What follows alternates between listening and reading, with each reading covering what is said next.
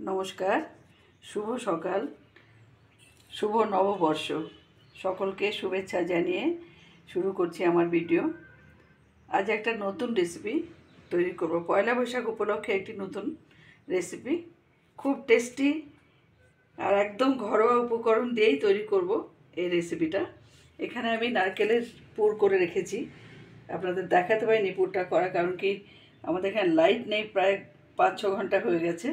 আমার একদম কারেন্ট ছিল না, আমার চার্জ ছিল না মোবাইলে, তাই আমি আর দেখাতে পারিনি এটাকে পুরটা বানানো। যার জন্য এখন দেখাচ্ছি, এমনিতে করার পরে দেখালাম। দেখুন আস্তে আস্তে কি বানাবো, অপেক্ষা করুন। আপনাদের দেখালাম আমি নারকেলের পুরটা তো তৈরি করে রেখেছি। এখন এই চিড়ে একটু ভিজিয়ে রেখেছি, চিড়েটাকে ধুয়ে জলটা ঝরানোর জন্য দিয়ে দিলাম। ওটাকে আমার এই নারকেলের পুরের সাথে অ্যাড করতে হবে। আগে এই জলটা ঝরে যাক, তারপর দেখা। আজ একটু সন্দেশও বানাবো, তাই একটু ছানা করলাম।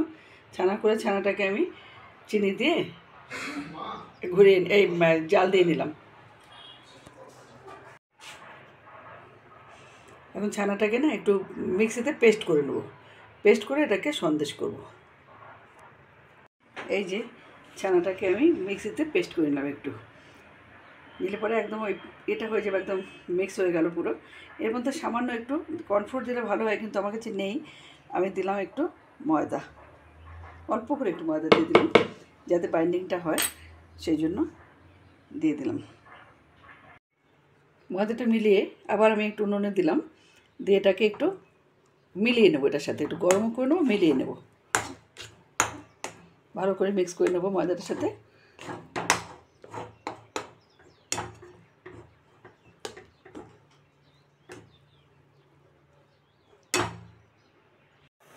ভালো করে আমি এটা ময়দার সাথে ছানাটাকে একদম মিক্সড করে নিয়েছি, একটু গরম করে উনুনে। এবার এটাকে কিছুক্ষণ রেস্টে রাখবো ঠান্ডা হওয়ার জন্য, তারপর এটা শেপে আনবো। এই যে একটা থালার মধ্যে আমি একটু ঘি মাখিয়ে রেখেছি, ঘিটার উপরে এবার পুরো ব্যাটারটা আমি দিয়ে দেবো, ছানার পুরো এটা এর মধ্যে ঢেলে দেবো। এই যে এভাবে থালায় একটু ঘি মাখিয়ে এটাকে রেখে দিয়েছি। এরপর এর উপরে একটু কেশর ছড়িয়ে দেবো।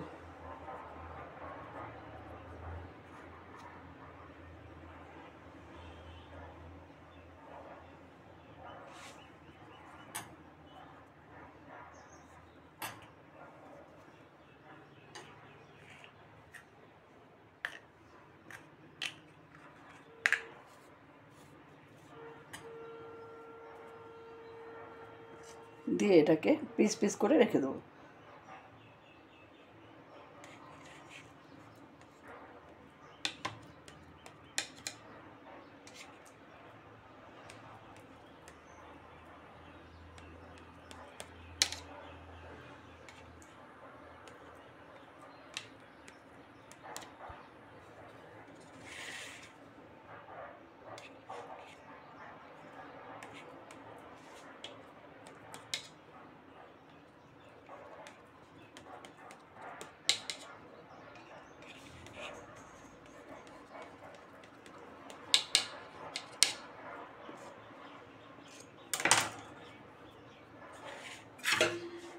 বাস হয়ে গেল আমার সন্দেশ।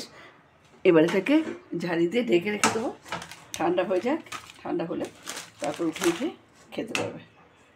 এই যে আরেকটা জিনিস বাকি আছে, দেখাচ্ছি। পয়লা বৈশাখ স্পেশাল দুটোই রেখেছিলাম আমি, ওটাকে একটা মণ্ড তৈরি করে নিলাম। কড়াইতে একটু দিয়ে জলটা যেটা ছিল ওটার শরীরে সেটাকে টেনে নিল। তারপর ভালো করে মেখে এই যে নারকেলের পুর বানিয়ে রেখেছি, এই যে নারকেলের পুরটা ভেতরে দিয়ে এটা ভাপা পড়লে হবে। একটু আটা ইউজ করতে হবে, কারণ কি নইলে এটা দিলে মুখটা বন্ধ করা যাবে না। এই যে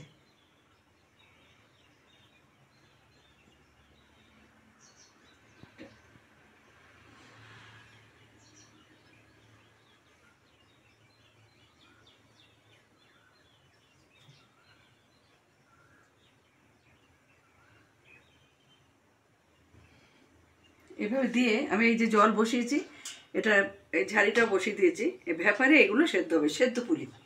এই যে এভাবে করে করে আমি সবগুলোকেই দেবো। এই যে ভাপের পুলি আমার হয়ে গেছে। এবার এটাকে নিভিয়ে দেবো, নিভিয়ে দিলে পর ঠান্ডা হয়ে গেলে এটা শক্ত হয়ে যাবে। এই দেখুন এখন একদম নরম আছে। এই যে এটা হয়ে গেছে। এই যে ভাঙবে না, হবে না, কিন্তু যখনই নিভিয়ে দেবো এটা ঠান্ডা হয়ে যাবে। করে দেখবেন এভাবে চিড়ের ভাপা পুলি হোক, ভাজা হোক, খুব ভালো লাগে, খুব টেস্টি হয়। যদি ভালো লাগে তাহলে লাইক করবেন, শেয়ার করবেন, কমেন্ট করবেন আর সাবস্ক্রাইব করে আমার পাশে থাকবেন। ধন্যবাদ। দেখা হচ্ছে পরের ভিডিওতে।